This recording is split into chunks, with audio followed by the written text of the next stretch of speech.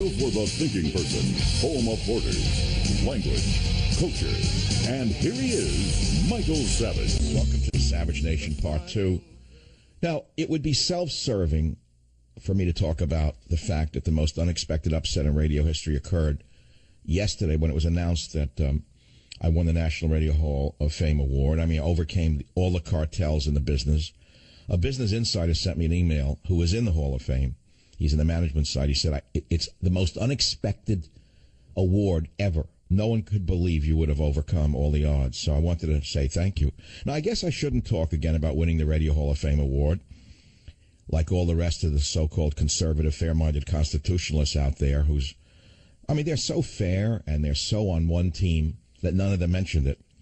But it's worth mentioning again for those of you who missed it yesterday, and you can go to WorldNet Daily or michaelsavage.com. I read the article. I'm not going to talk about it much, but I won the award, and I'll be there in November to talk about borders, language, and culture. I put it up on my website, and I put it up on Facebook, and 851,799 people were reached through the article. That's an enormous amount of people, which shows you that the power of the Internet is where radio is going. It shows you, yeah, of course, the majority of the audience is still heard on the stations. I get that. But the younger people are listening on devices, and apparently they voted. Now, I was going to talk about the Black Panther stuff today, and I was going to ask you, should Black Lives Matter be closed down as a terrorist group? The answer is, of course, they should be. Because whether all of them are overtly wanting terror or all of them want to kill police is irrelevant. What is relevant is what Black Lives Matter is, in fact, producing in this country. And it's not producing a healing of the races. It's producing the opposite, and it's producing the death of cops. So I was going to talk about that one. And I guess you could talk about it if you want. The first Miss Black Alabama. First black Miss Alabama calls the Dallas cop killer a martyr. I could not believe the hatred that is in the hearts of so many people. Again, I have to tell you, I grew up in a racially divided New York City. There was less hatred in New York then than there is now. I have never seen such hatred in America since the 1960s, but in some ways it's even worse. Because the hatred in America in the 1960s, fomented by Barack Obama's friends like Bill Ayers, Students for a Democrat Society, so-called, all hardcore communists who would like to kill 30 million Americans or put them in death camps or re-education camps. Read their own literature if you think I'm making it up. They wanted to kill 30 million Americans to re-educate, to reorganize, to, let us say, transform America. Well, now they have the ears of the president and the attorney general and all of the others in the administration who are turning a blind eye to what they've done to this country, or are they? I had black teachers. I never knew about such hatred. I had no idea it was under the surface. First, Miss Black Alabama calls Dallas cop killer a martyr. I read that. Then I read other stuff that's coming up from the surface, from the subterranean depths. I mean, not to the surface, from the subterranean depths. And I was saying this is a very bad time, and it was fomented by Barack, who is right now in Dallas giving a fake eulogy for the dead cops. You know, it's classic revolutionary rhetoric. You foment a riot, and then you go out like the peacemaker. He's an expert at this. But, you know, not all of us are buying this con man's act anymore. Most of us aren't. Here's another one for those of you who think this is going to go well. So-called new Black Panther Party will be armed during the Republican National Committee protests. The chairman of the new Black Panther Party, a so-called Black Power movement, said his group will carry arms for self-defense during protests at the RNC convention in Ohio. Hashim Zinga, chairman of the new Black Panther Party, told Reuters in an interview, blah, blah, blah, blah, blah. They're going to carry weapons there. Other groups affiliated with the new Black Panthers are going to join in a Black Unity protest that is scheduled to be held on Thursday in Cleveland. Obama has gotten exactly what he's wanted. Burn, baby, burn. Bring it all down, man. That's what's coming. Wait until you see what happens in Cleveland when they unleash these terrorist groups on the Republican National Committee. These are not protesters. You go to a protest armed. Are you a protester, or are you looking to kill somebody under the guise of self-defense? You know what's going to happen. And the police, of course, have been put into a corner by the vermin in the media. I have to use the word vermin because they are like lice for what they've done to this country. They have fomented the hatred. They have fomented the race war. They fomented every burning and killing of every cop, justifying it by the thugs who killed them. And you have to ask yourself, are they not human themselves, these girls and boys in the media?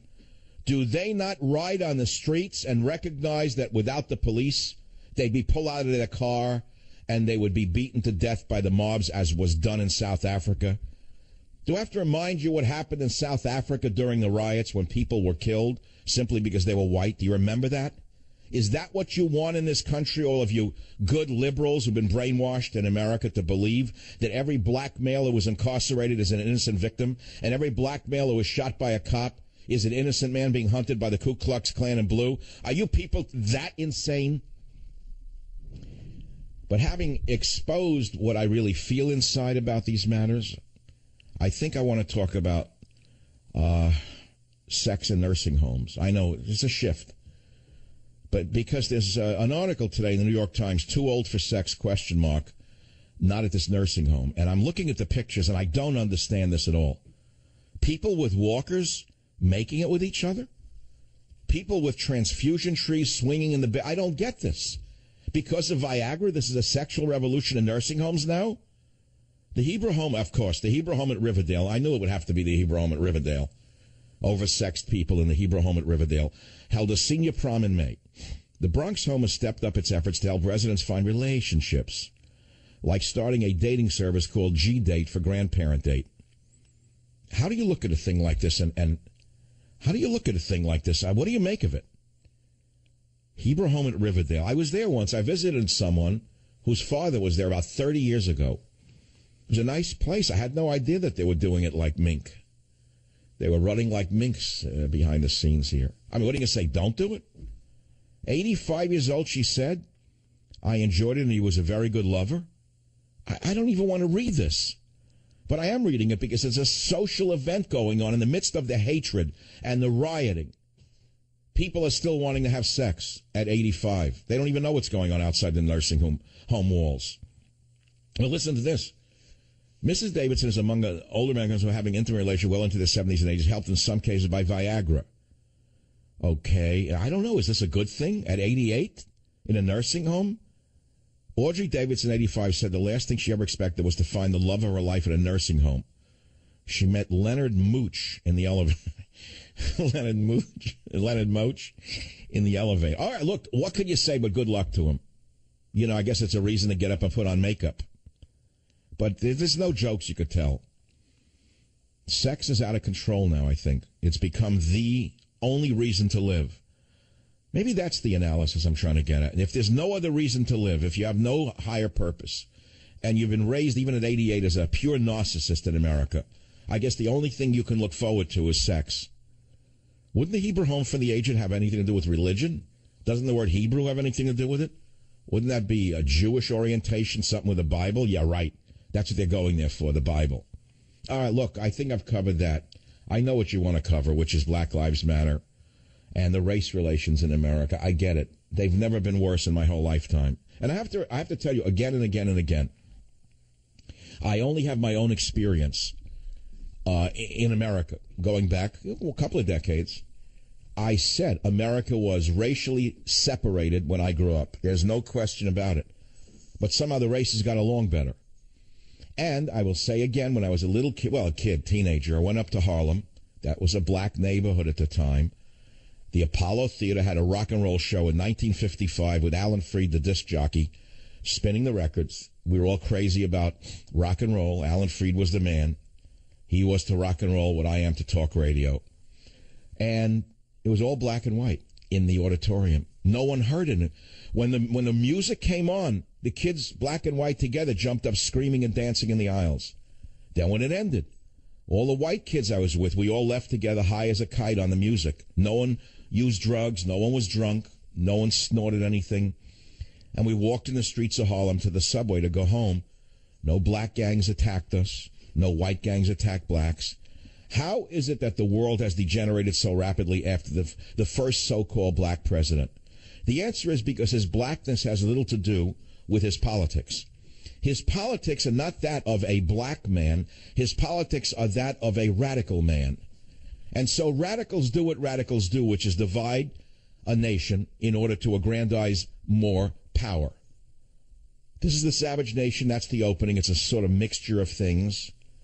If you want to talk about any of this stuff, whether it be race relations, my winning the, despite all odds, overcoming all obstacles, the long shot, the underdog, number 22 in the field comes out number 1, the most unexplained, unexpected upset in radio history, and you don't see it on Fox News.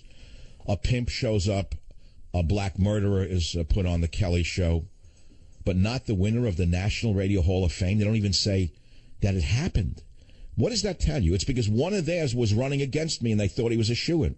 That's number one. He was a member of the most powerful media cartel in conservative American history, in fact, in media history. That cartel controls television, radio, publishing, magazines, and they put up one of theirs and he lost. So they don't want to recognize that he lost, and so they're going to make believe I don't exist. But, hey, I exist. And I want to thank all you again for voting me, and it's important to me. And I do feel I'm obligated to say what I'm saying. I got to get it out of my system.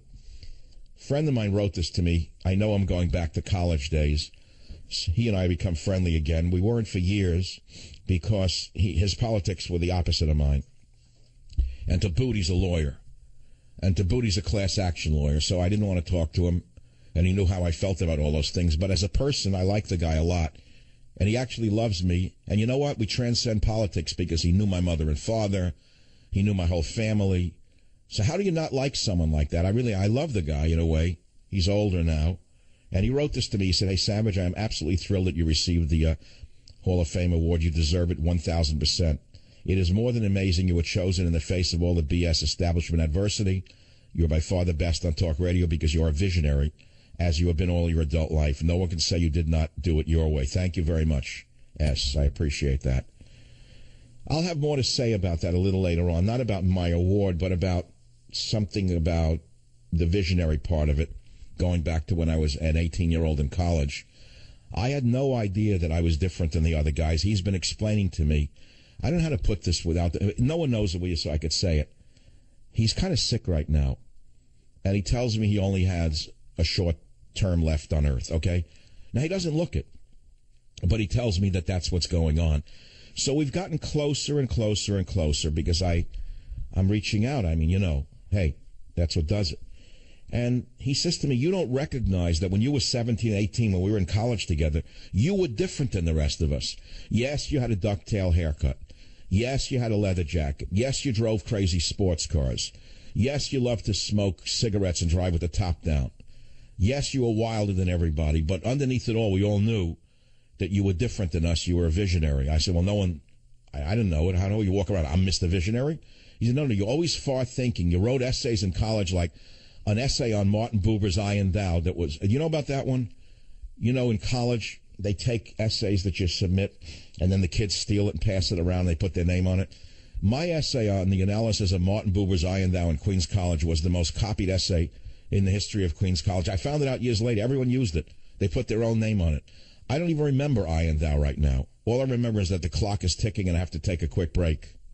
Join the Savage Nation. Call now, 855-400-SAVAGE, 855-400-7282. Savage. My Savage Nation is sponsored by SwissAmerica.com. It's the only company I trust to protect my wealth. Call 800-BUY-COIN. I'm not in the mood. I'm not in the mood for the Beatles. I know that Obama just gave the most hateful speech of his entire life. People are emailing me. They cannot believe what he just did. I can. I know who he is. They said when you hear what he said, and we'll play it in a few minutes, you will start screaming. The devil in the White House started off with total respect for the dead officers and then turned to talking about the killing of blacks by cops, how America cannot ignore the racism that is still here, how guns must be limited if you want killing to stop. He talks about how respect to the suffering of Jim Crow, racism must be acknowledged. This is in 2016 from a spoiled, rotten kid whose grandparents prevented him from even having a newspaper route. He never washed dishes like I did. He never delivered newspapers like I did. He never worked in the summers as a waiter or busboy as I did. He was a spoiled, rotten kid whose grandparents, white grandparents, took care of him. The skids were greased for him from the get-go. And now he can do nothing but talk about Jim Crow and racism. And then he talked about how Black Lives' language of killing cops has to stop. But he says it should stop not because it's wrong, but because it's hurting their argument. This is at a funeral service for 5 fallen officers. You know, if the devil himself were alive and well, he couldn't have done more damage to America, America's race relations in specific in this case, than this man has done and is doing. He's trying to foment an outright revolution in this country. He's conducted a revolution within the military. He has it totally under control. He has purged the military of thousands and thousands of officers who have either left because of the racial and sexual bias against them or outright thrown them out of the military. Yes, I cover it in my forthcoming book, Labor Day, Scorched Earth. Shoot me for it, for mentioning it.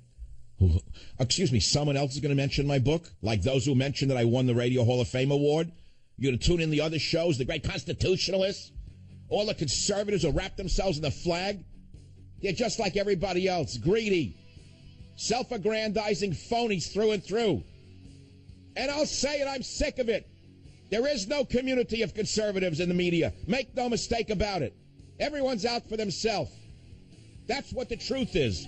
So stop living in a dream world that somehow the conservatives are better than the liberals. They're no different. Join the Savage Nation. Call now, 855-400-SAVAGE, 855-400-7282. While some suffer far more under racism's burden, some feel to a far greater extent discrimination's sting. Although most of us do our best to guard against it and teach our children better, none of us is entirely innocent. No institution is entirely immune. And that includes our police departments. We know this. Oh, boy.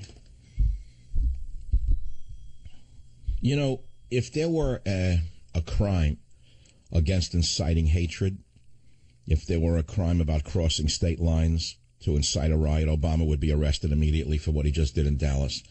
Why the entire police department didn't turn their backs on him and walk out, I'll never understand. And how any cop or any wife of a cop or a child of a cop could ever vote for a Democrat again is beyond me. They're not your friend, they are your enemy. They'd like to see you stripped of your badge, if not beaten and killed in the streets. You think I'm making a statement that's not true? Read the policy positions of the Democrat Party under Hillary Clinton, and you'll see how police will fare.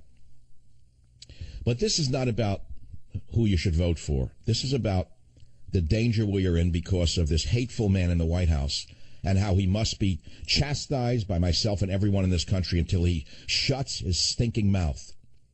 You know, the best statement on this was written by a black man, an educator, author, orator, advisor to the presidents of the U.S. between 1890 and 1915, when race relations were not really very good. His name was Booker T. Washington.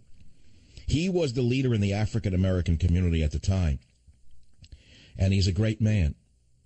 And I'm looking for a statement he made.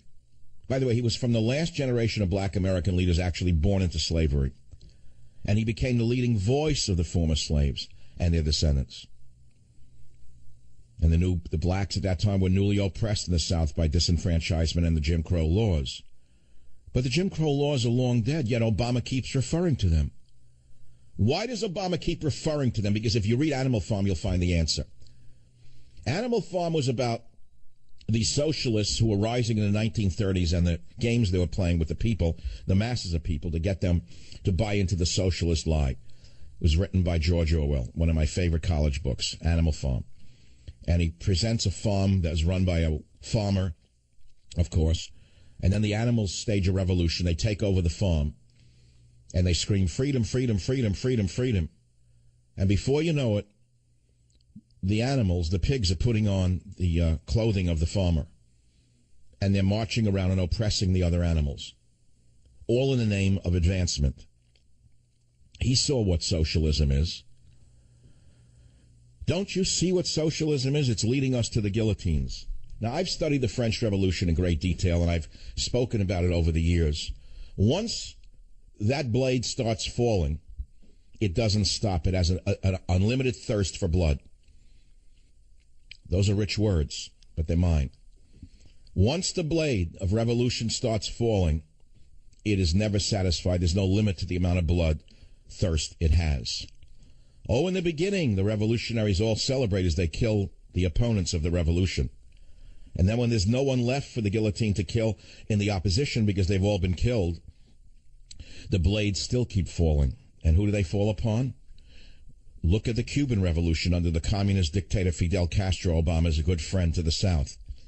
Who did Castro soon kill after he killed off all of the so-called oppositions? He killed the, quote, counter-revolutionaries who fought besides him in the Sierra Madre. He killed his own cohorts. The guillotine kept falling. It needed new heads. It needed new blood. So the monster Fidel Castro could get up and give 8-hour speeches about the evils of the counter-revolutionaries. Did the blades stop falling then? No. They keep falling and falling and falling until there's no one left, no one's heads left to cut off. I'm warning all of you listening to this show. If you think that this Black Lives Matter, the new Black Panthers, are not the bloodthirsty revolutionaries that those in the French Revolution were under Robespierre, then you know nothing about history. I've studied revolutions for many years since I'm a kid, 18. And I'm telling you what you're witnessing under this revolutionary liar in the White House is nothing short of a revolution. I've told you this for years. I try to warn you about it in Government Zero. Many of you picked up the book and read it. And I'm telling you again, as I told you 6 months ago, if you think the damage that Barry has done so far is terrible, and believe me, it's really bad, I said, you wait until the summer and you'll see what he's really going to do. You wait and see how evil this man truly is and what a demon he truly is. If you think he's going to stop, you're mistaken. He is not going to stop. He's going to escalate his hatred. He's going to fan the flames of race war. He won't stop, my friends, until Congress steps in and stops this madman. That's what I say. And I don't know what else to say to you. Read, did you find that thing, a Booker T. Washington, that great statement? I'll paraphrase it because I remember it. And that is, he said that there's a certain class of black people in America who continuously must have a grievance. Right? Did you email it to me? That's what you mean? I have to quote him exactly. Robert Borowski quote. Here. Here it is. There is another class of colored people, he wrote, who make a business of keeping the troubles, the wrongs, and the hardships of the Negro race before the public. Having learned that they are able to make a living out of their troubles, they have grown into the settled habit of advertising their wrongs, partly because they want sympathy and partly because it pays. Some of these people do not want the Negro to lose his grievances because they do not want to lose their jobs. If that doesn't define Jesse Hyde Jackson, Al Gutter Rat Sharpton, Barry the race hater Obama, Loretta the liar Lynch, who does it describe? I know these are harsh words, I get it, but these are harsh times. And the only thing that can counter this is anger right now. Real rage. We better stand up or we're going to be knocked down. I'm warning you. If they take down the thin blue line and replace them with gangbangers, what the hell do you think you're going to have in this country? Can you imagine the Dallas police chief reaching out to the scum of the earth in the gutters, drug dealers, and telling them to join the Dallas police force? They can't speak English, half of them. How are they going to be a policeman? Where are the standards in Dallas going to come from? You're going to give them guns, clubs, and a badge? And you're going to expect them to conduct themselves in a rational way when their whole lives are irrational and violent and criminal? This is what's happening in America because of Barack Obama, Eric Holder, Loretta Lynch, Bill de Blasio, and others. You can fill in the names. And all of them, by the way, are doing very well indeed. Eric Holder ran off to another great job in the corporate legal world. Jay Johnson, Department of Homeland Security, came from Wall Street as a lawyer and makes believe he's an oppressed black. had the nerve to give a speech, Jay Johnson, that he too had problems, a youngster with the law, and being pulled over. God, does it get any lower than these people? Tell me how it could get lower than these people. Tell me.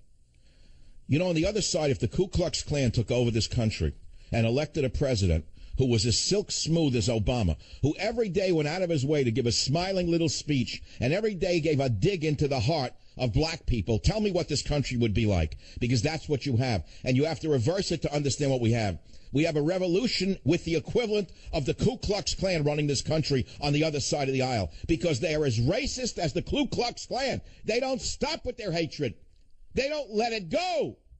They don't unite the races. They divide the races, and it's got to stop. Now, I'll put myself out on the edge of the diving board here today. Pull out all the stops again. Open up the organ. There's nothing I can do. I can't take it anymore. You have more of Obama? Listen to this. Listen to this devil speaking today at a funeral for 5 dead officers, using it as an opportunity to again foment hatred in the country. Listen carefully. And so when African Americans from all walks of life, from different communities across the country, voice a growing despair over what they perceive to be unequal treatment. Here we go again. When study after study shows that whites and people of color experience the criminal justice system differently. You are a liar, you stinking liar, you! Or searched or arrested. You are a liar. You're a race hater. You should be arrested for what you're doing. The exact opposite is true. Those who study these things, the exact opposite is true. He's a liar. He's looking to provoke a bloody revolution in this country. The Myths of Black Lives Matter by Heather McDonald says it all. She did the analysis. Because apparently Black Lives Matter has convinced Hillary Clinton, Barack Obama, and all of the other low-life Democrats and fake progressives that there's an epidemic of racist white police officers killing young black men. But she writes, what if the BLM movement is based on fiction? Not just the fictional account of the 2014 police shooting of Michael Brown in Ferguson, but the total misrepresentation of police shootings generally. To listen to Barack Obama, you would say that killer cops pose the biggest threat to young black men today. But she says it's totally wrong. And she cites the liberal Washington Post, which gathered data on fatal police shootings over the past year and a half. And she tried to publish this. Would you like to hear the truth? Play a little bit more of the race hater before I read the truth. Play a little bit more of this hater at the funeral today. When mothers and fathers raise their kids right and have the talk about how to respond if stopped by a police officer, yes, sir, no, sir. Turn it off. I really can't listen but still to him. Fear. You know, I woke up today dreaming of the day we never have to hear his crazy voice again. When will he ever go back and disappear into the swamp he came out of? Here's the truth, Barry, from Heather McDonald, as quoting the Washington Post, you know, one of your friends at the Washington Post. They actually gathered real data on police killings, Barry. And here's what they found. In 2015, police killed 662 whites and Hispanics and 258 blacks. The overwhelming majority of all those police shooting victims were attacking the officer, often with a gun, Barry. Using the 2014 homicide numbers as an approximation of 2015's, those 662 white and Hispanic victims of police shootings would make up 12% of all white and Hispanic homicide deaths. That is 3 times the proportion of black deaths that result from police shootings. The lower proportion of black deaths due to police shootings can be attributed to the lamentable black-on-black homicide rate. There were 6,095 black homicide deaths in 2014, compared with 5,397 homicide deaths for whites and Hispanics combined. And almost all of those black homicide deaths, Barry, had black killers, Barry. Police officers of all races are also disproportionately endangered by black assailants, Barry.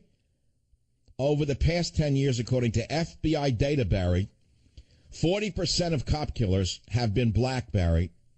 Officers are killed by blacks, Barry, at a rate 2.5 times higher than the rate at which blacks are killed by police. I could read the rest of it.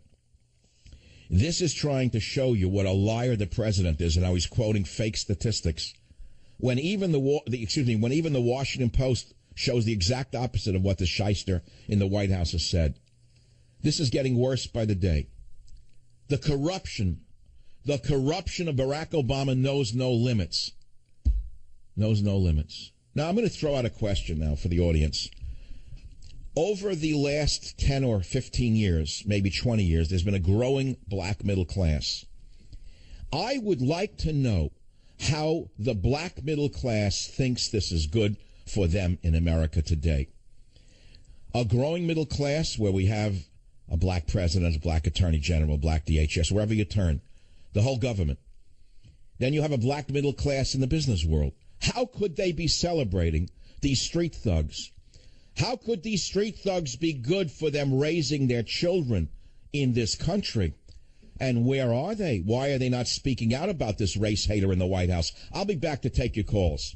Join the Savage Nation. Call now, 855-400-SAVAGE, 855-400-7282. Savage. The Savage Nation is sponsored by Swiss America, the only company I trust with my financial future. Call 800-289-2646 or SwissAmerica.com. With an open heart, police departments will acknowledge that just like the rest of us, they're not perfect. That insisting we do better to root out racial bias is not an attack on cops, but an effort to live up to our highest ideals. You low piece of garbage. I can't take it. How do they applaud this garbage? Let me quote again Booker T. Washington, a great black man. He said this, not me. And he was talking about Sharpton, Jackson, Obama. He says there is another class of colored people who make a business of keeping the troubles, the wrongs, and the hardships of the Negro race before the public. Having learned that they're able to make a living out of their troubles, they have grown into the settled habit of advertising their wrongs, partly because they want sympathy and partly because it pays. Some of these people do not want the Negro to lose his grievances because they do not want to lose their jobs. If ever there was an example of whom Mr. Booker T. Washington, prophet and writer, was referring to, would be Barry Obama, the most racially divisive politician on the national stage in my lifetime, if not entire lifetime since Reconstruction. He gets away with it because of the weakness of the minds that are in the media and the weakness of the minds that are in the electorate. I can take some calls, and I will in the next hour. And then I want to talk about the election. And then I want to talk about other things. I want to talk about the revolution that you're witnessing in front of your eyes and what is going to happen in this country, in my mind, unless Congress stands up and forcefully shuts this man's mouth. He has freedom of speech, but running the country from the bully pulpit does not give him the right to yell fire in a crowded movie theater. Obama is yelling fire in a crowded theater. He is violating the tenets of the First Amendment. He can be censured. He can be stopped. They can stop him tomorrow for what he's doing at this funeral, what he did at this funeral. But then I read Animal Farm, and I read what happened a long time ago. I read what will happen a long time ago, because I studied the French Revolution. I watched the movie Burn with Marlon Brando many years ago, and when Barry won the presidency, and I heard the first things out of his mouth for the first month, him and his wonderful first lady,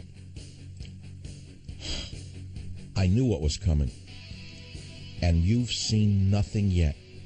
Go get a copy of Burn with Marlon Brando if you want to see what might happen if this man is not censured by Congress.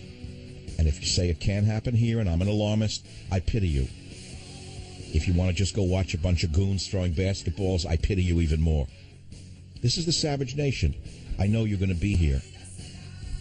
Join the Savage Nation. Call now, 855-400-SAVAGE, 855-400-7282. Warning, the Savage Nation contains adult language, adult content, psychological nudity.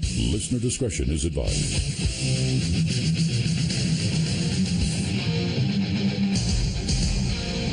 And now, America's most exciting radio talk show, The Savage Nation. Talk radio for the thinking person, home of borders, language, culture. And here he is, Michael Savage. And while some suffer far more under racism's burden, some feel to a far greater extent discrimination's sting. although most of us do our best to guard against it and teach our children better, none of us is entirely innocent.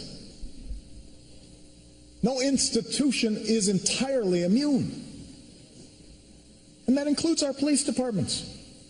We know this. At the funeral of 5 dead cops, this race baiter, a man who has gotten everywhere in life through manipulating hatred, making believe he's a peacemaker. He did it today, this morning, at the funeral for 5 dead police, all executed by a crazed black man. Now, I want to go back again for a minute, then I'm going to take your calls because you've got a lot to say. People are fuming over this. Booker T. Washington, great man. When he was coming up, and he was born a slave, by the way, he created the Tuskegee machine. In 1909, Booker T. Washington was actually criticized by the leaders of the new NAACP, especially W.E.B.D. Du Bois, who said that he should have a stronger tone of protest for the advancement of civil rights. Du Bois wanted more militancy. But listen to what Washington said. Booker T said that confrontation would lead to disaster for the outnumbered blacks in society and that cooperation with supportive whites was the only way to overcome pervasive racism in the long run. Now, I rest my case right there. The confrontation that is being fostered by Obama through his street troops, the street thugs I warned you about and Stop the Coming Civil War, in, name the group, fill in the blank. They're his street army. Is that going to bring peace to the society? Is that bringing cooperation with supportive whites? Or is that going to alienate even the liberal wobblies out there who think that they're on your side? Think very carefully before you go down that road. Because what you will provoke with your hatred, well, let's put it to you this way. If you play with the winds, or if you sow the winds, you shall reap the whirlwind. Very eloquently stated. No one said it ever said it any better. The Bible. That's why so many great novels have titles from the Bible. Many great novels have titles from the Bible. I can name 5 of them. That's where I got the title to A Time for War. A number of years ago, I had to search the Bible because so many great titles that I read as a kid, East of Eden, many, many titles came right out of the Bible. If you sow the wind, you shall reap the whirlwind. Right now, Obama's sowing the wind. Does he not know he's going to reap the whirlwind? That's exactly what he wants. On the eve of the Republican National Convention, he's sowing the wind. He wants a whirlwind in Cleveland. He wants a whirlwind in November. He has created the whirlwind in the Middle East. He has single-handedly destroyed the entire social order of the European Union. He has flooded Europe with Muslim males of military age, almost no women and no children. He has flooded them with African Muslims, men, no children, no women to speak of. England finally slammed the door shut. They said, no, we're not going to be overrun and give up our sovereignty. We're not going to be overrun by Muslims and by Africans. Enough is enough. That's what it was about. It was all about this. Now, this man is trying to do the opposite to us. He's trying to use a guilt trip. White guilt works very well. This is why most whites are afraid to say one word about what they know to be true. They've been brainwashed for so many years. They have white guilt. So they elect the lowest of the possible candidates to the presidency twice now. And look what they're getting as a result. And again, I have to say how any cop, any cop's wife, any cop's children could ever vote for Hillary is beyond my wildest imagination. And I mean black cops, white cops, Hispanic cops, Asian cops. How could you ever vote for anyone like this in a skirt or a pantsuit? Because she's as anti-police as he is. Why? She doesn't hate police or love police. She just knows that she wants the black vote. And right now they're pandering to the worst element of the African-American community. They are pandering to the lowest common denominator, not the highest common denominator, if you know what I'm saying. Now, let me take some calls. That's what I want to do right now. Let's start with Reggie on WMAL in Washington, D.C. Reggie, go ahead and make your point, please. I will say nothing. So I am actually a middle-class African-American, and I think that some of the concerns that I also have family in law enforcement. My point is that as an African-American who's actually middle-class, some of their concerns actually are very germane to me. I've actually had a few run-ins with law enforcement because my father had a nice car growing up. I would drive out to certain parts of the surrounding area. I've had more than a few occasions where I was pulled over and was harassed. Luckily, my father being in law enforcement, I knew what to do. He had to talk with me. What do you mean by harassed? Tell me what you mean by harassed. Well, at one point I was in Montgomery County in Rockville. I was removed from my vehicle, had my vehicle searched. I was on the ground. I had 2 officers draw their firearms. Really? And what was it that they did this for? Simply because of your race? They said that I made a turn that was illegal, but I was on Rockville Pike. If anybody knows, there's quite a few lanes that turn. Well, these things happen, man. I'm a white guy, and I was pulled over by 2 Hispanic police in San Rafael, California, a number of years ago for a minor infraction. And when I said to them, I remember their names to this day, I am licensed to carry a weapon, which you have to tell because you wind up getting killed otherwise. They dragged me out of the car and they put me up against the fence. What should I say? It was racial? Well, the situation is that, again, there's been more than a few instances where I've had white friends of mine who... But you didn't hear a word I just said. Again, I did. And I think that anytime there's anecdotal evidence, it's hard to prove. And I think that's where you're... But again, you didn't hear what I just said. I'm not black. I'm white. And 2 Hispanics pulled me out of the car and put me up against the fence when I was perfectly in my legal right to carry that weapon and disclose it to the cops. Why did they pull me out? Because they're 2 dumb morons. That's why. And racist at that. Did I sue the department? No, I let it go. I let it go. Maybe you ought to learn to let it go for the betterment of society. First, you said you let me make my point without talking, and well, you did make your point. I didn't know you were going to get up there with the crybaby grievance thing again. That you're black, you're pulled over, you didn't do anything wrong, and there's racism in society. Well, what else are you going to say that we haven't heard before? Well, if you want to listen, if you don't, I did listen, but you haven't said anything beyond that. What else would you like to say? Go, you got 20 seconds. I have nothing else to say. All right, thank you very much. I didn't think so. Another grievance call. That's all. Another grievance call. Well, okay, get rid of the thin blue line, see what society is like. Pull nobody over who goes into a good neighborhood, who looks suspicious for any reason. And see what happens in those, quote, good neighborhoods to all of the lily white people who are so liberal. See what happens. Just see what happens.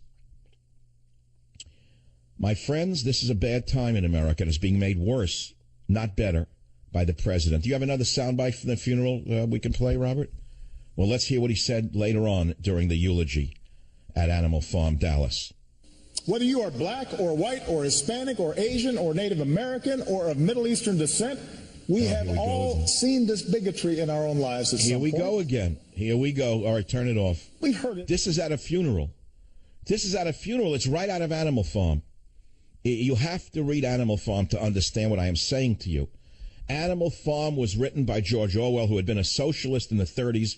And then when he saw the dangers of fascism emerging in the socialists of the 30s, he became an anti-communist, an anti-socialist. He saw what they were. They were liars. They were thieves. They were self-aggrandizing thieves using socialism as a weapon to basically rob the treasury and aggrandize power. That's exactly what he was talking about. That's what I'm talking about. Now, I'll take some calls again on this. I don't even have a category for what I'm looking at. Maybe I'll just cool it off for a minute now and go in another direction. Just for a second while you're calling. Someone sent me this. Here's a beautiful one. Former prosecutor sues Obama and Al Sharpton for inciting a race war.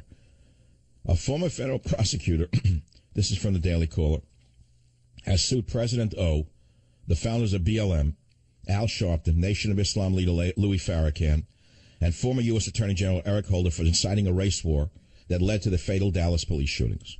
The federal class action lawsuit filed Saturday in Dallas accuses the defendants of aiding and abetting murder, terrorist promotion of gang activity, and civil rights violations of law enforcement officers. It seeks damages of more than $2 billion. These defendants have incited violence and, in fact, have a direct link to what happened in Dallas, said Larry Klayman, who worked in the Department of Justice during the Reagan administration and later founded the conservative advocacy groups Judicial Watch and Freedom Watch. He said, I hope that law enforcement in Dallas and around the nation will join our class action. It's a peaceful, legal means to fight this. We've had it. People are finally starting to speak out. The case has been assigned to Judge Sam A. Lindsay, a Clinton appointee who is also African-American. None of the defendants responded for comment except for DOJ spokesperson Nicole Navas, who said, well, no comment. The complaint said, the defendants have publicly incited people to violence with the fiction that police officers and other law enforcement are intentionally and systematically targeting and hunting blacks and other minorities to kill them for no reason other than racism or sport, the complaint said. Defendants have called for a civil war targeting police officers of all races for immediate violence and severe bodily injury or death in response to that non-existent and fictitious threat. Defendants are encouraging disaffected blacks and black Muslims to ignore, disrespect, and assault law enforcement officials and commit violence and lethal force, the lawsuit said. On July 7th, former U.S. Army Reservist Micah Johnson shot a dozen Dallas police officers, killing 5, during a rally to protest the police killings of 2 black men the previous week. Dallas Police Chief David Brown later told reporters the suspect said he was upset about Black Lives Matter. He said he was upset about the recent shootings. He wanted to kill white people, especially white officers. But while the defendants, spearheaded by Obama, blame police and non-minorities for fanning tensions that lead to violence, statistics show that the murder rate has steadily been increasing across America during Obama's tenure, the complaint said. Much of this crime involves black-on-black violence in communities that are primarily black. The 52-page complaint chronicles detailed accusations against each defendant, including Obama and Holder met many times with Al Sharpton, president of the National Action Network, and leaders of Black Lives Matter over plans to change government policies regarding police officers. Obama made the statement, he quotes the statement about racism again. Farrakhan, leader of the Nation of Islam, he called for active duty black military members to come home and lead a national insurrection against society. In 2014, he spoke to a crowd of 2,000, calling for revenge in Ferguson, Missouri. A year later, he told a Florida church to stalk them and kill them, pertaining to Jews and Caucasians, as a 400-year-old enemy. Black Lives Matter leaders Rashad Turner, Opie Tometi, Patrice Cullors, Alicia Garza, and D. Ray McKisson inflamed racial tensions after Ferguson to the point that Texas Sheriff's Deputy Darren Goforth was murdered at a gas station by a black man in 2015. Several days later, BLM led a march in St. Paul chanting, "Pigs in a blanket, fry 'em like bacon." The defendants have appeared on radio asking for followers to turn the tide and kill white people and cops to send the message. Now, I can go on with this article. It's a phenomenal article, and it came up today in the Daily Caller. Former prosecutor has now sued Obama and Al Sharpton for inciting a race war. You can actually read this in the Daily Caller, which I'll link on michaelsavage.com. And I really take my hat off to Larry Klayman, because he must use the courts to try to bring the races together and stop these race haters. He's got to stop them, or they'll burn the society to the ground. I'll be right back. Join the Savage Nation. Call now, 855-400-SAVAGE, 855-400-7282. Savage. The Savage Nation is sponsored by SwissAmerica.com, the only company I trust to protect my wealth and financial future. Call 1-800-289-2646. Why should a group that espouses violence be permitted to be armed during the RNC protests? Welcome back to the show. The chairman of the violent New Black Panther Party said his group will carry weapons for self-defense, so-called, during protests at the RNC next week. Hashim Zinga, chairman of the New Black Panther Party, told Reuters in an interview that he's going to bring guns. Now, why would the federal government permit this organization, which espouses separation of the races, violence, and they couch it, but they espouse violence? Why would they let them do that? Where's the Department of Homeland Security? Isn't Jay Johnson's job to protect our homeland and create some security? Where are the DHS agents who were armed to the teeth with all those billions of bullets that they bought? What are they saving them for? Go in and arrest them. Don't let them bring their arms, and don't let them march with their weapons, because they're looking to provoke a civil unrest that will evolve into some kind of mayhem, a conflagration that could burn half the city down. Zinga said he expected a couple hundred members of the NBP party to join a Black Unity protest that is scheduled to be held on Thursday in Cleveland. That's coming up this Thursday. Great. That is just terrific. What a country we're in, with the president going to a funeral where 5 lay dead, and instead of conducting himself with any dignity and putting aside politics for 1 second, he uses an Animal Farm-like speech to basically reshoot the officers again, and in a way implied that they were killed justifiably. Yes, he did. And then said that the grievances are justifiable of those who backed the shooter. And then he uses this as an excuse to seize guns. There's no end to this man's deviousness. But look, if I spent every day of the rest of this year talking about Obama, I'd be bored and you'd be bored. But the man gets worse by the day, not better. He doesn't just shut his mouth. He doesn't try to bring the races together. Every opportunity he has, he uses to divide us. How can this country survive? The Islamists amongst us, the revolutionaries amongst us, when you have a president who has unified the messaging and the actions, both of the so-called progressives and the Islamists. I try to point this out to you in Government Zero, and apparently I failed. I showed you a seamless unification of progressives and Islamists. And in my forthcoming book, my last nonfiction book, Scorched Earth, I show it definitively how the progressives and Islamists will use violence, as they have been, to bring it down, man. Whether you are black or white or Hispanic or Asian or Native American or of Middle Eastern descent, we have all seen this bigotry in our own lives at some point. Yeah, you're really suffering. Yeah, you and Michelle are really suffering. You're really suffering. When did she last abused Air Force One for another trip with her 72 assistants? When have you last golfed? You're really suffering. Yeah, you're really suffering from racism, Barry. What a con man. I am so glad to read to you the lawsuit by Larry Klayman against him. The lawsuit's really good.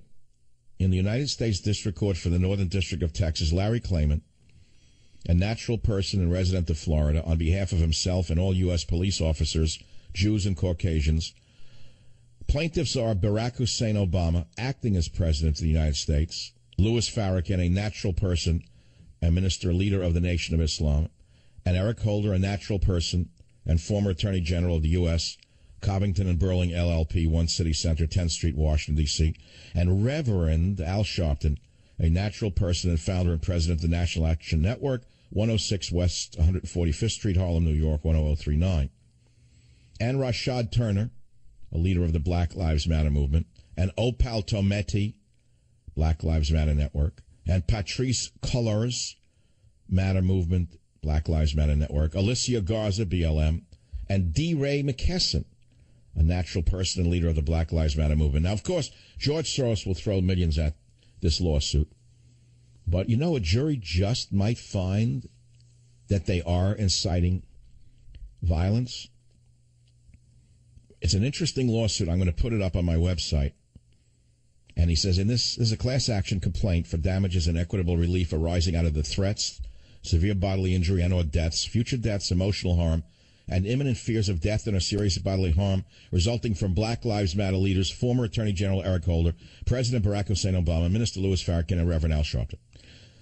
Those defendants have repeatedly incited their supporters and others to engage in threats of and attacks to cause serious bodily injury or death upon police officers, Jews, and Caucasians.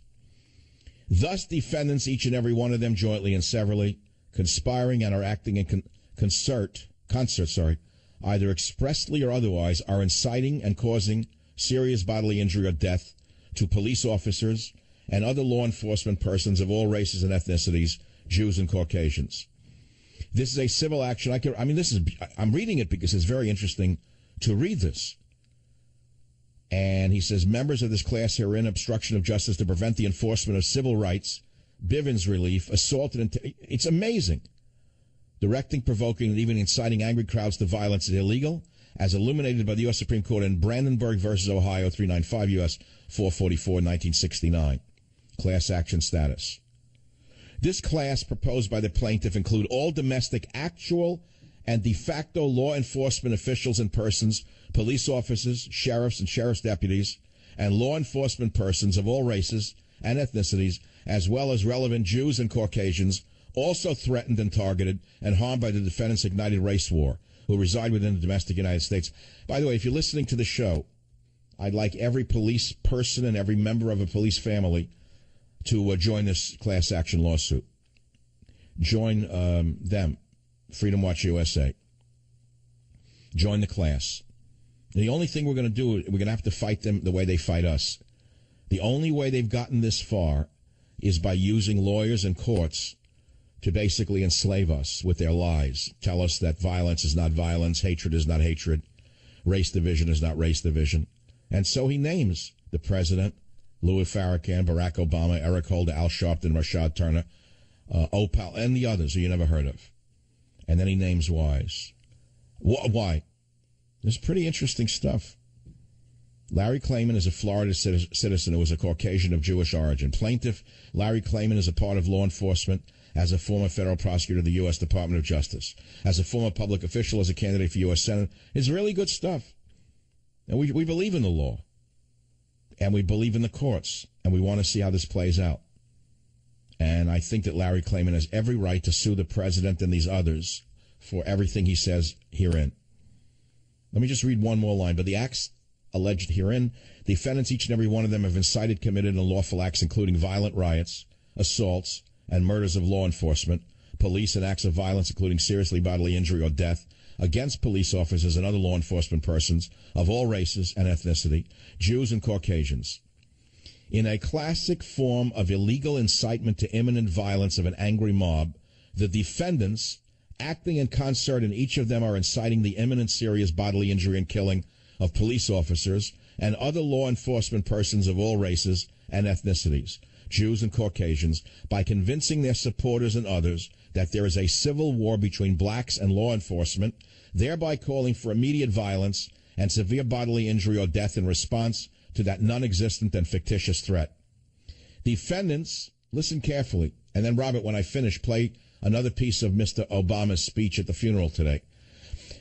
Defendants incite people to violence and cause violence by telling those people that they are under attack. Defendants are encouraging disaffected blacks and black Muslims to ignore, disrespect, and assault law enforcement officials and commit violence and lethal force.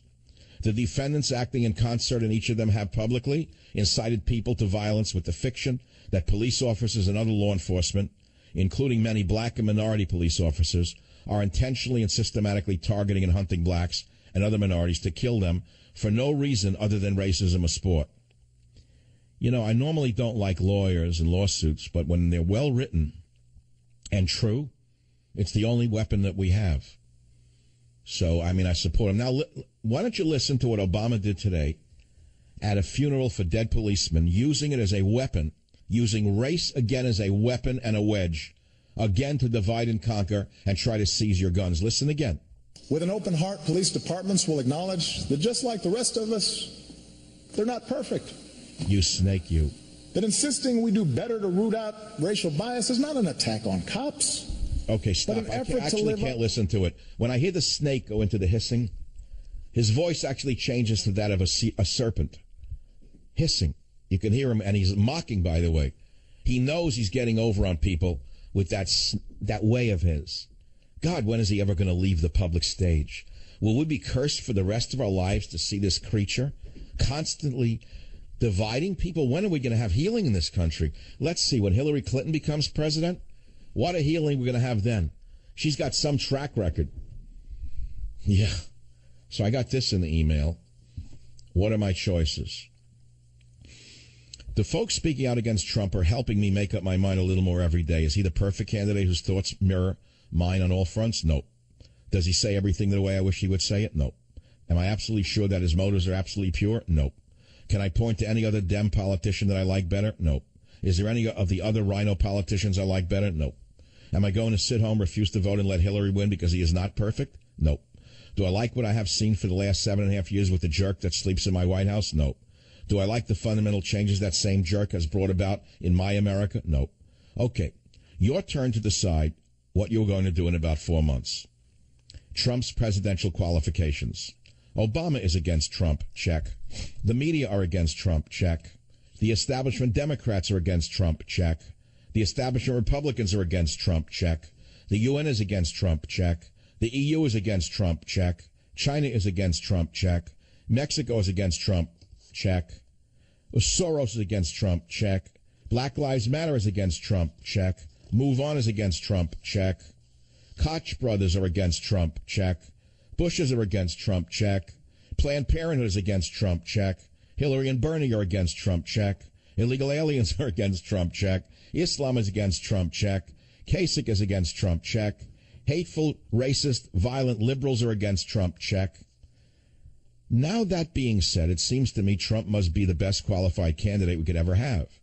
If you have so many political insiders and left-wing nutcases all scared to death that they all speak out against him at the same time, most of all, it will be the people's choice. Plus, he's not a lifetime politician, check. He's not a lawyer, check.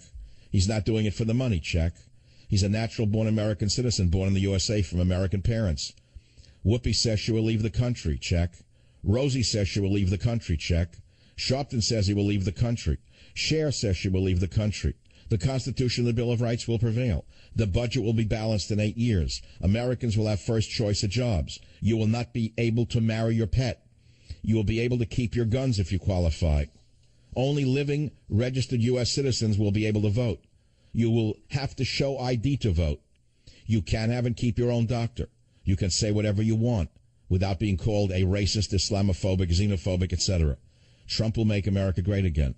Come to think of it, we have no place to go but up. I don't know who wrote it, but it's pretty good, and it's simple. And it's a little change from complex. It's simple.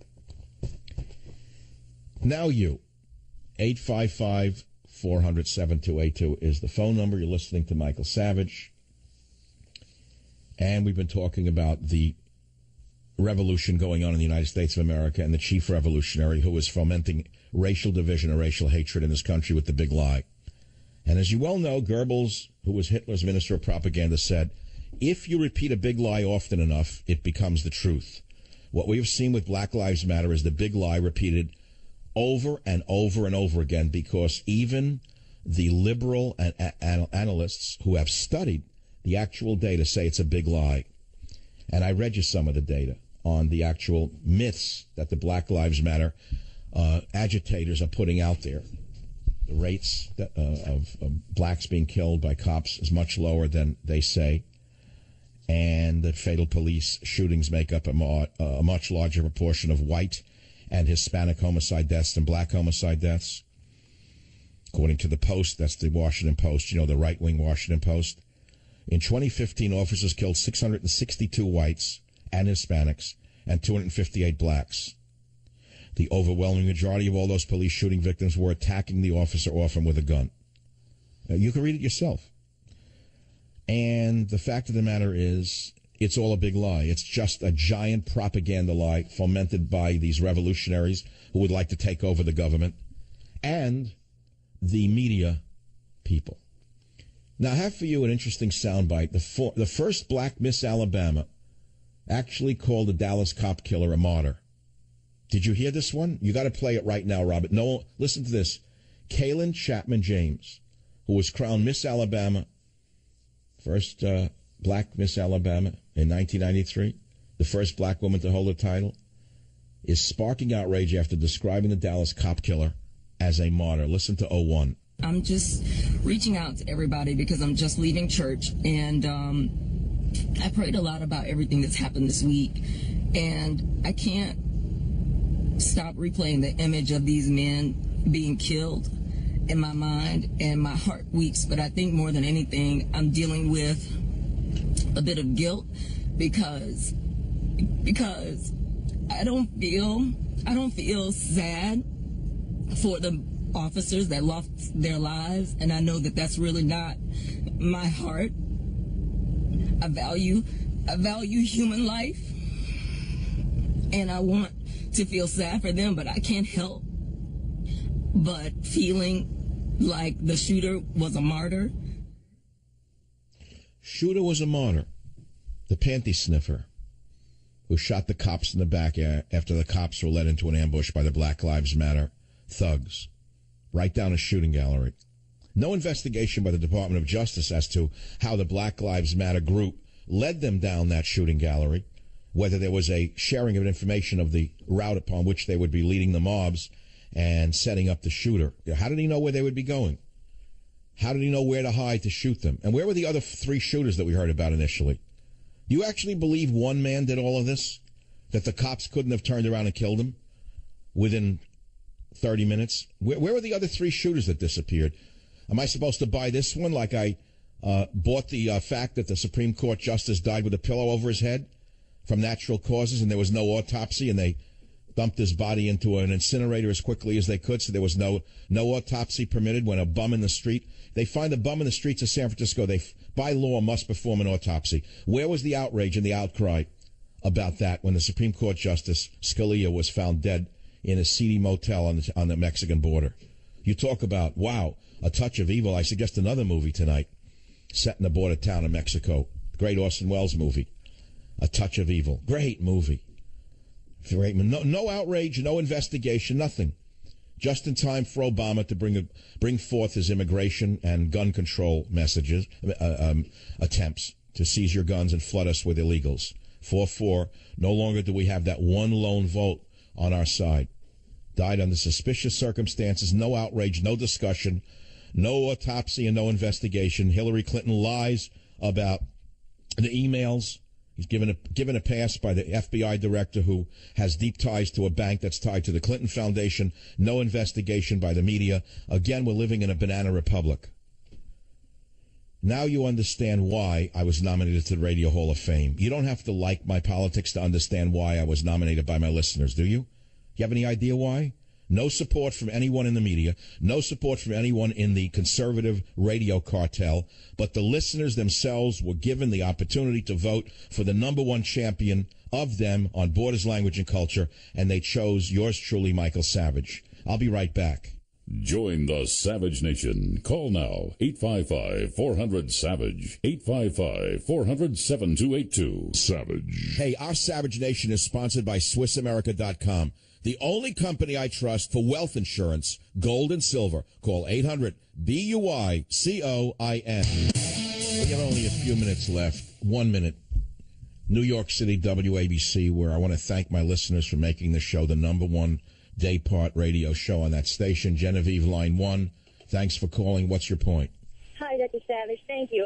I'm just calling. I heard you mention this lawsuit, and I am so relieved as a sister of a police officer in Harlem, New York, to know that someone has the courage to bring a lawsuit against those who would destroy the law and those who represent it. It's just a relief for me. I'm not excited because it should never come to this, but I am relieved.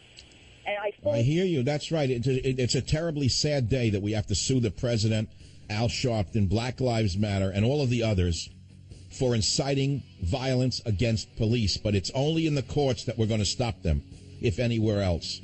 Thank you, Genevieve. Thank you for listening on WABC. And thanks to the rest of you for being with me. I'll be back in a few minutes to bring you up to date on all of the other goings-on in Barry's America, right here on the Savage Nation.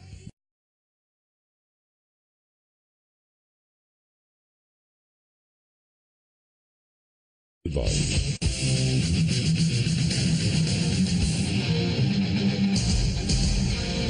And now, America's most exciting radio talk show, The Savage Nation. Talk radio for the thinking person, home of borders, language, culture. And here he is, Michael Savage. As a society, we choose to underinvest in decent schools. We allow poverty to fester so that entire neighborhoods offer no prospect for gainful employment. We refuse to fund drug treatment and mental health programs. We flood communities with so many guns that it is easier for a teenager to buy a Glock. I can't take it. Okay, the hater was at his peak today at a funeral for Dallas police officer slain by a black man. He went into a litany of hatred. That's a new high for him, or a new low, depending on what you think of him. And then he, of course, launched into the real gleam in his eye is to seize your guns. I could ask you a question about it. Do you think it was appropriate for him to do this during a funeral? I don't. I think it was not only not appropriate, I think he should be, ashamed of himself. The man has no shame. He was schooled with no shame by his mother. by the communists who raised him. They schooled him to steel himself, to have no shame for what he has done to this country. Here's an unrelated story that is a little alarming from Heat Street. Came out 8 a.m. today. Beloved DNC staffer Seth Rich shot dead in the back in D.C. just hours after calling for Dallas unity. Conspiracy theories abound. I couldn't believe this story. A young idealist who worked for the Democrat National Committee was murdered early Sunday as he walked home in the Bloomingdale neighborhood in affluent northwest Washington, D.C. Seth Rich was shot multiple times, including twice in the back. His mother, Mary Rich, told the local NBC station that her son was found with bruises on his face, knees and hands, signs that he fought for his life. According to Mary Rich, Seth was talking on the phone with his girlfriend at the time of the attack, and she heard noise on his end of the line. He told her not to worry about it. They never took anything, she said, of her son's mysterious murder. As recently as this Friday, Rich had taken to Twitter to call for peace and unity following the racially charged Dallas massacre Thursday night. He wrote, I reiterate back to people, stop hating each other, too much pain to process. We have to be better and defend each other more. True, a life is exponentially valuable. I have family and friends on both sides of the law. Please stop killing each other. Wonder who did it. Affluent neighborhood? Nothing stolen from him? Killed by killers? No one knows who did it? So people are writing stuff like possible whistleblower on Democratic Party fraud, assassinated in Washington, D.C., not in mainstream media. Who knows? Someone said this is some straight-up house of cards. You know what? It's a terrible story. He was up there trying to bring people together, and someone killed him, shooting him in the back. It made it to the Daily Mail. It made it to the Epoch Times. It made it to NBC4 Washington. Let's read the Daily Mail one. All lives didn't matter when Seth Rich was shot and killed in Northwest D.C. That's an interesting statement. Who wrote that one? I thought this was going to be the Daily Mail article. Hashtag all lives didn't matter when Seth Rich was shot and killed. Well, you don't know who killed him. I can't make this a racial thing. He was a Democratic National Committee staffer who worked for Debbie Wasserman Schultz. So we're living through incendiary times. And we have a race-baiting fearmonger in the White House, along with others who are race-baiting fearmongers, trying to foment revolution in the country and thinking that they can fool all the people all the time. They are mistaken. Oh, my friends, what do you want to do about that? How do you feel about the choice of words that your president used during the funeral today in Dallas? Is there anyone on KLIF in Dallas who has anything to say? Anyone who was at that funeral? What was the feeling like in the audience as the president used the funerals of 5 dead cops to foment hatred and push his agenda? Jeff on WMAL in Washington, what's your comment, please? As a 30-year veteran of law enforcement, I think it was pathetic and sinful. And those that maybe were dismayed or did not want to hear his rhetoric, you can't get up and walk out because you have to show the respect for the 5 officers that they're mourning. He knew he had a captive audience. And Dr. Savage, I think it was an atrocity what he did, how he spoke, pushing his agenda, knowing that they would have to sit and listen. So the cops had no choice. They couldn't have turned their backs on him because it would have been disrespectful for the dead? Absolutely, sir. There have been times at other jurisdictions where some officers, remember in New York when the 2 officers were executed, some of the New York City officers stood up and turned their back. And don't you remember how the media chastised them and belittled them when they did it to de Blasio? Yeah. I remember. Oh, yeah, the vermin in the media. I remember. Yeah. Here's the thing about the vermin in the media, the libs who like to be out with the hipsters at 3 in the morning, 4 in the morning.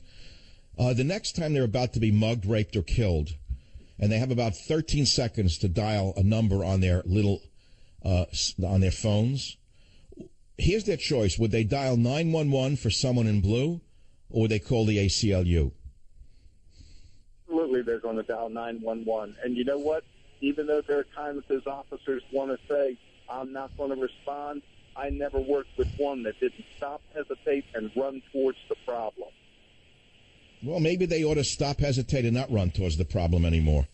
Maybe if there's a slowdown The hipsters who are out 3 in the morning enjoying the protections of the police will come to their senses after they are attacked by the very people that they think that they love so much.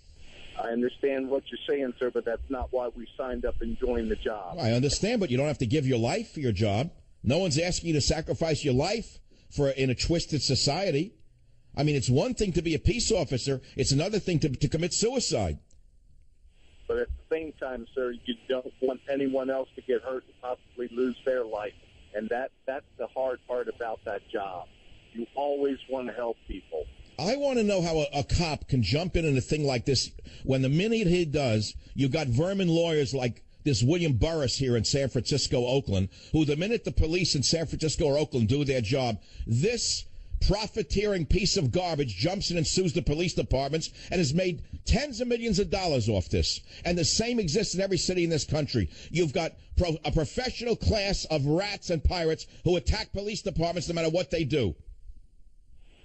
I agree with you there. The only thing I can say, sir, from my year's experience, is you have to shrug that one off, because the next time that you get a call for service, you're helping someone else, and you have to take it like a new case and start all over with a clean slate and do your job. And that's the tough part. Well, you know what? You're a better man than I am, because if I were wearing blue, I wouldn't put my life on the line. Not if I'm going to be disrespected and possibly killed. And then if I do my job, I'm going to be arrested or lose my job. That every piece of garbage in the street that I bring down is going to be turned up into a martyr and a man on his way to medical school. All of a sudden, they're all going to medical school. Everyone who's caught in the police incident. They're all going to be a doctor or a lawyer to save America. How could you take this? This is not the America you enlisted in to serve. This is a different America. It's been perverted by this president of ours. He's twisted everything. All that is good he's made bad, and all that is bad he's made good. I can't say anymore other than I respect you enormously, and I'll be right back on the Savage Nation. Join the Savage Nation. Call now, 855-400-SAVAGE, 855-400-7282. Savage. Your Savage Nation is sponsored by SwissAmerica.com. It's the only company I trust for tangible assets, gold and silver. Call 800-BUI-COIN.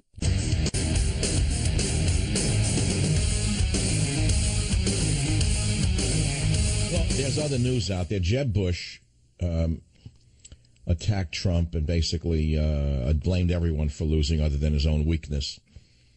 And he started with clip 2, where he blames the Pope for having lost the primaries.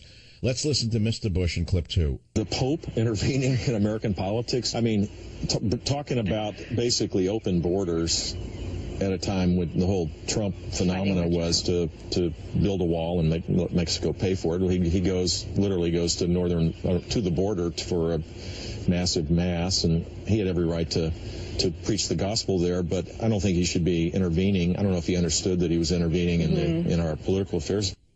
You mean the way Obama intervened in the British political affairs? The way all the New Worlders crossed borders to push their one world agenda, Jeb, something that you would know a lot about, given that your family's been in the one world business for a long time now. And then it gets more interesting later on in the wall and Muslim ban in clip 4. Listen to this one.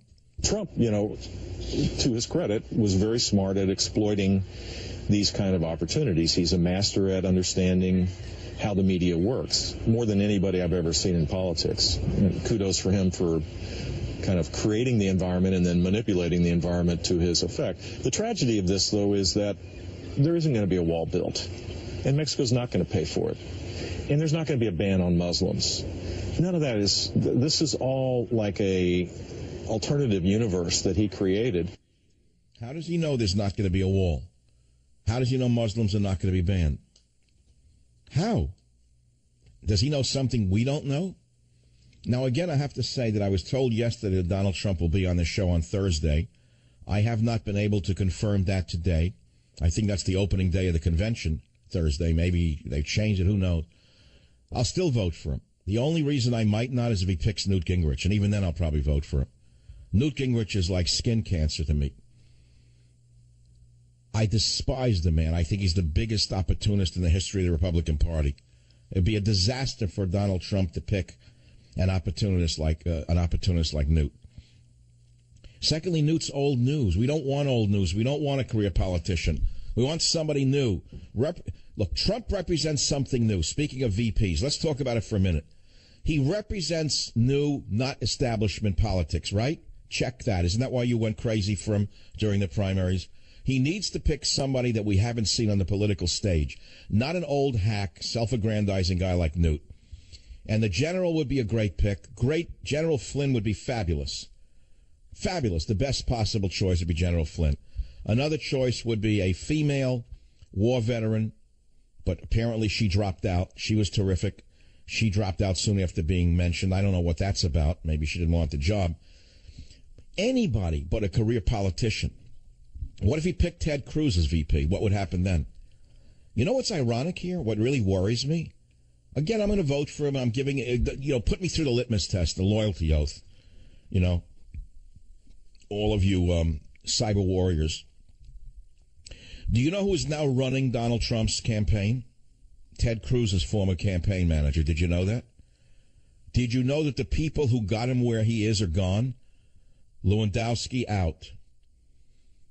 Ted Cruz people in. It's amazing how these things work. It's like a house of,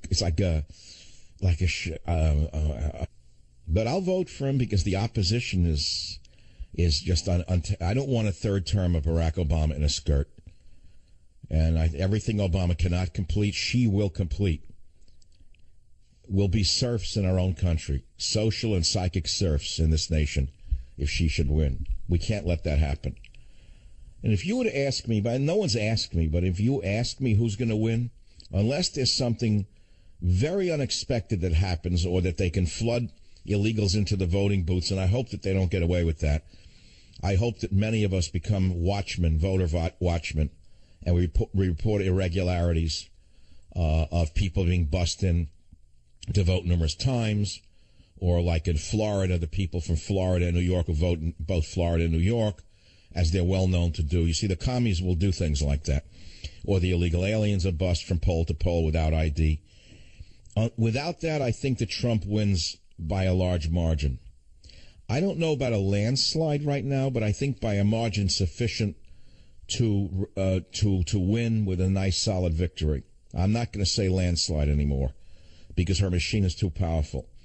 Since she just got away with the email scandal because she owns the system and owns the media, and because the attacks upon Trump are relentless, they take the slightest mole on Trump's rump and they turn it into a mountain. And they take the mountains of corruption and lies that surround Hillary, and they don't even make them into moles.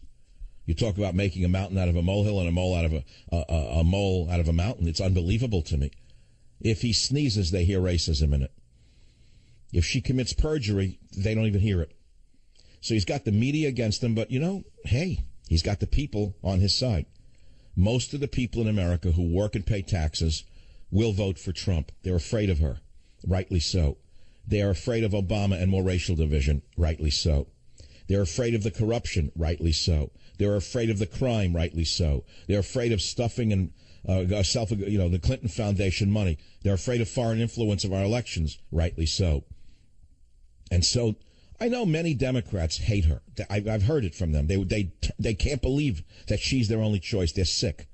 But then they say, I'm not going to vote for Trump under any condition. I'm not so sure of that. I think that they're just saying it. I think that when they go in that voting booth, they're not going to vote for her. They're going to hold their nose and they're going to put the thing through the Republican Trump side for the first time in their lives and tell nobody they did it. They're going to leave the voting booth and they're going to say they voted for her, or they didn't vote at all, or they voted for all the other issues but not for him. But they're going to be lying.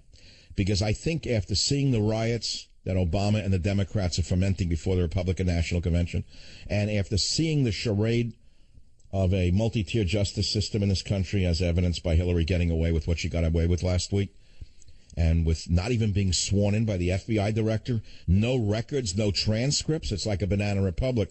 I think they're terrified of the meltdown of law and order in this country. And as I said 2 weeks ago, Donald Trump is the law and order candidate. I suggested right on this show, if you remember, he should run as a law and order candidate, and he did so the other day. So even though he doesn't appear on the show, I know that someone is assigned to listen to me on a regular basis. As Salon Magazine said, I'm the godfather of Trumpomania in this country. In many ways, it's true. My ideas from my many books have been appropriated into campaign points, and I think that that's great. It's why I support him, because he's espousing much of what I believe. Borders, language, culture. And what is she espousing? No borders, a Tower of Babel, and step on our culture. There is no culture. She is the opposite of everything I believe in. So what choice do I have? What choice do the American people who still want a nation have? Tell me what the choice is. Do you want more illegal aliens pouring in from Mexico, Guatemala, Honduras, many of whom are diseased? Do I have to say Zika, measles, TB? Because it's true. Do you think we need more Muslim men of military age from Syria being brought into this country, or none? I mean, make a choice. Try to be reasonable. That's what you have to do. Join the Savage Nation. Call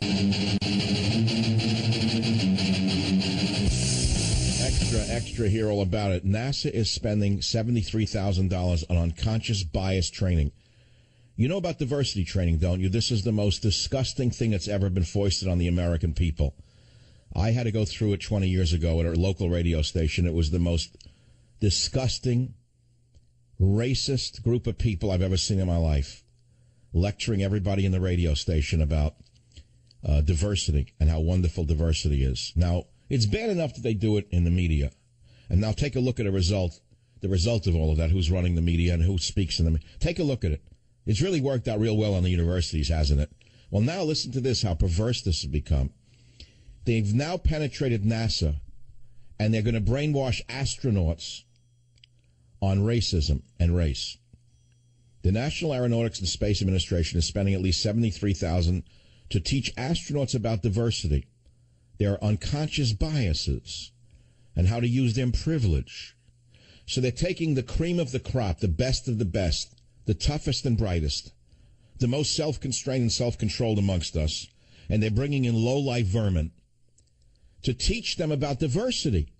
Instead of you don't understand why things are collapsing in this country when you have such low mentalities going to the highest reaches of government and twisting their minds about white privilege and bias. How'd they become an astronaut, moron? By burning and looting and beating people up? Or by suppressing their id? By suppressing their desires? By learning to wait for rewards? By studying till late hours of the night? By excelling at both physical and mental tasks? For many years, they can become an astronaut. And you got these fools being forced to get diversity training in there, to have astronauts study about their, quote, unconscious biases and how to use their privilege. So NASA is now being forced to add a new curriculum in this communist America to its, quote, diversity dialogue project. And it's hired a group of outside agitators to hold, quote, regularly scheduled dialogue sessions about inclusion. It's beyond comprehension what happens when you have a deranged government.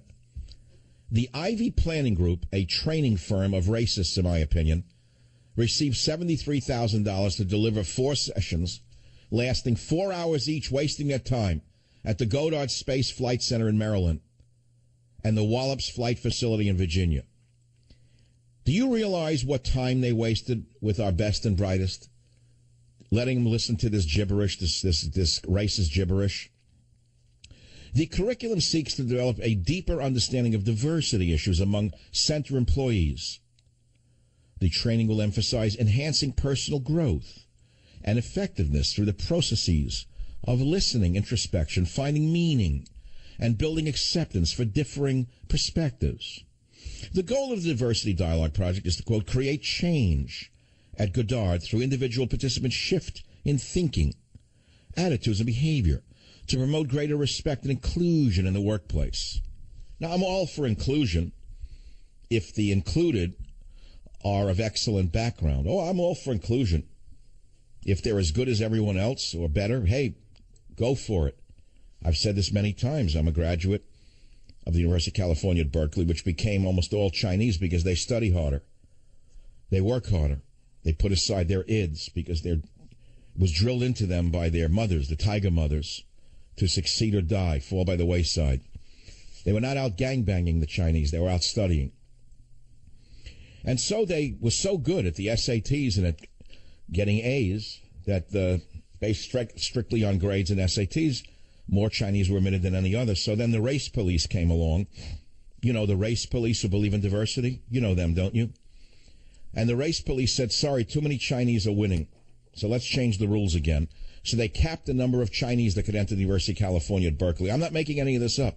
So you know this whole thing about inclusion is a lie. You understand that. It's not about promoting the best and the brightest of any race. It's about pushing one particular group of people over all others, even if they're unqualified and morons. That's what it's all about. If they're stupid, it doesn't matter. Just push them ahead. That's all you have to do. That explains why the Chinese were pushed aside at the University of California and everywhere else. So this is not about inclusion. This is about stupidity. And I hope that when Donald Trump becomes president, not only will diversity training be eliminated in all federal branches of government, but they will investigate all those in diversity training and see where they got their money from, who steered the contracts, and where the money went. That's all. Okay. Now, what do you want to talk about? What do you want to hear about all of this today? What a day it's been. I'm taking a day off tomorrow for a number of reasons. I'll be back Thursday when the convention starts. Brian Sussman will be filling in for me from the morning show on KSFO. But I need a day off to reflect on the prize, the winning of the prize, about my forthcoming and last nonfiction book, Scorched Earth. I need time. I just need a little time to reflect. I'm not going anywhere. My vacation is not going anywhere. But we are living through very, very turbulent times. These are very perplexing times. They're not easy. Only the ignorant would think these are easy times to live through.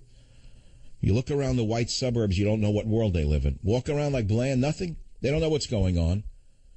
They put their daughters out in bikinis at age 4 to sell lemonade on a street corner in a white suburb. 4, 5, 6. In a bikini, they put them out. In a bikini, little children, they put them out in the streets to sell lemonade. The poor little girls don't even know the world that they're living in, what world they're growing up in. Where are the dumb mothers, the ditzy mothers in the suburbs? Where are they? Do they not know what world they're in, what danger they're putting their children in? The mothers are drugged. The fathers are drugged. They walk around with the shorts and the shoes. They look like their 8-year-old son. I don't know what to say. The father should be a role model, not his friend. Where did it come the father's supposed to be the friend of the son? It's okay if you get along, but you're not supposed to be a friend. You're supposed to be a mentor. You're supposed to raise your son like a father, not like a friend. Why do the fathers all try to become 6 years old again? Where does it say that the father's supposed to be a friend? It's nice if you're friendly and get along, but that's not a father's role. Father's role is instruction, guidance, control. Oh, I used a weird word, control. How do you like that? Oh, you're a controlling patriarch. Horrible thing to be, isn't it? To teach your son right and wrong. Now look at the ghettos. Oh, I'm sorry, the inner cities, or whatever you call them today. Take a look at what's going on. No fathers. The poor mothers are trying to do the best they can. The single mothers. Why? There's no fathers. And look what their sons become. So many of them. Look what they become without a father to control them. Teach them right from wrong. Slap them around when they get out of line, if that's what they need. Nothing. No fathers. And look what you have. You have a melting society. You want a little diversity? You want a dialogue project? You want to talk about inclusion? I just gave it to you. I don't know my number. What's this about sex now? Where'd he come from? Mike on KSFO, line 8. I don't know. This is a great call. What's this call about? Go ahead, please.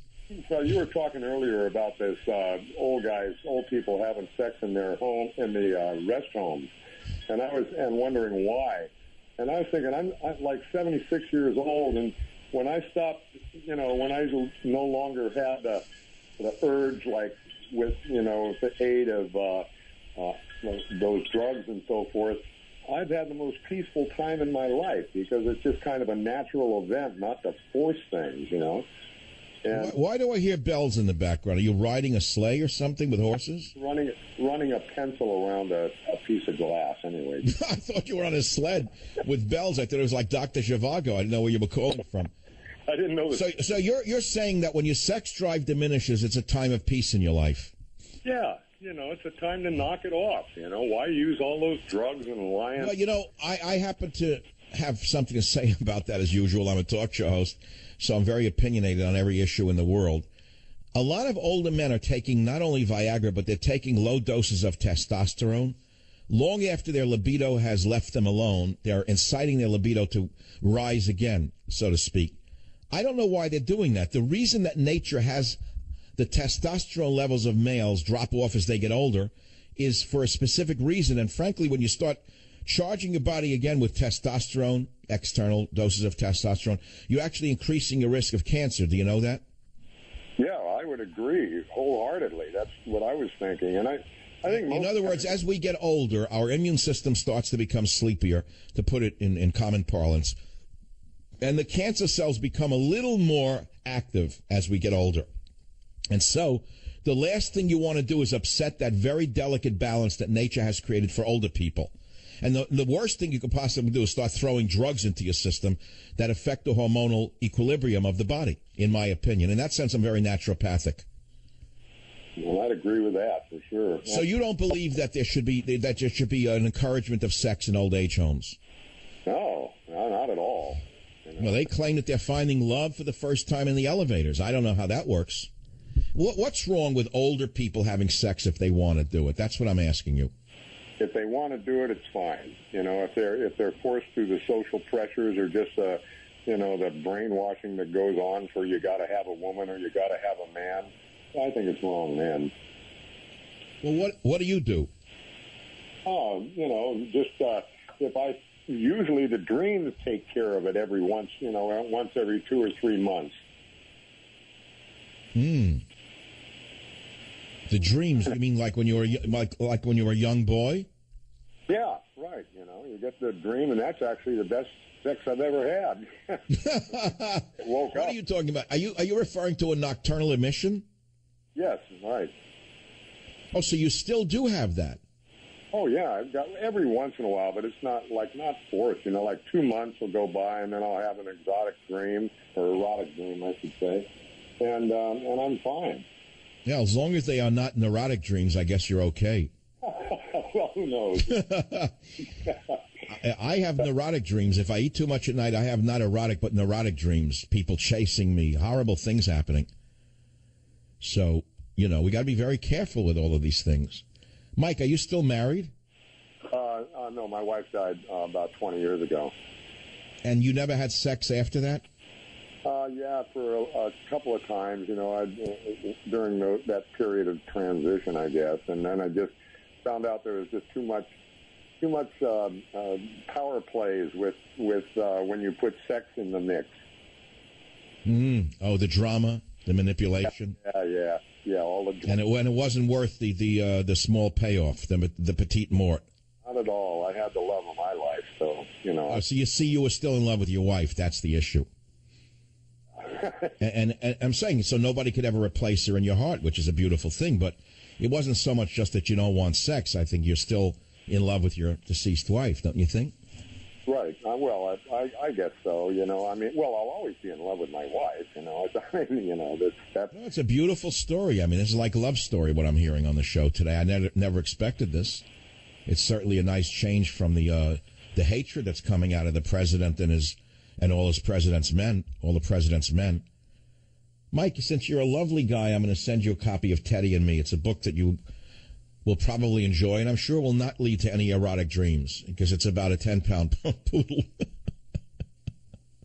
There's nothing provocative in the book.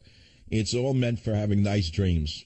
Unbelievable. Stay on the line, Mike. We'll send you that book. Unbelievable. I'm going to go back to the other stuff. I can't do it. Now, why do the Chinese do so well and they don't need diversity training? Why do the Chinese do so well in school?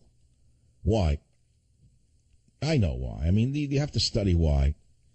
Why did the Chinese get into these great schools without the help of affirmative action is the real question. How come they don't need a special, help to get into the schools? Someone helped them all of a sudden? How do they do it? Well, they work hard. They study hard. They repress their ids. Remember id? Oh, I know Freud's dead, but I still read Freud. I still love Freud's writings. They repress their pleasure principle. They put off until tomorrow their reward system. They're trained to withhold the need for instant gratification. In other words, statistically, they're smarter than most people. That makes up for smarter. It raises your IQ to repress your impulses and to control yourself and to study. That raises your IQ inherently. But I don't know, are there inherent IQs? You know, this is a very tough question. And in fact, I'm not even going to go there for one reason, because a former Nobel Prize winner, one of the greatest of all time, Mr. Watson, who was one of the discoverers of the double helix, who was at the time the leader of the Cold Spring Harbor Research Institute, dared say once one thing about race and IQ. Do you know that they fired him? One of our greatest minds of our nation was fired from Cold Spring Harbor for daring to say that IQ was distributed unequally according to races. Oh, well, look it up, because I'm not going to repeat it here, but they fired him. I'll be right back. Join the Savage Nation. Call now, 855-400-SAVAGE, 855-400-7282. Savage. My Savage Nation is sponsored by SwissAmerica.com, the only company I trust to protect my wealth with gold and silver. Call 800-BUI. All right, the big news of the day is the outrage of Obama's making jokes today at the funeral for the 5 slain officers. Daily Caller just says Obama mentions himself 45 times during memorial speech for Dallas officers. The man is a shame, a walking shame of a human being. Never mind he's a bad president or a communist. That's bad enough, but he's a shame. He's just a shameful man with no character. 45 times about him, cracking jokes about Stevie Wonder when he walks in like a comedian, the big comedian. What does he think he is, Larry David? Anyway, it's sickening. And that's where we are today. We've talked about many things, mainly the revolutionary movements that Obama has fueled, the racism that's at an all-time peak. It's only going to get worse. The Black Panthers, who should be stopped before they get there by the federal government. They're going there with guns, loaded weapons, and the federal government is not going to protect the Republicans there. I fear for the worst, because bikers are going to be there protecting the people at the RNC. And some really tough people are going to protect those people. It's going to be horrible, but Obama wants this. Burn, baby, burn. Divide and conquer. Bring it all down, girl. Here it is, my friends.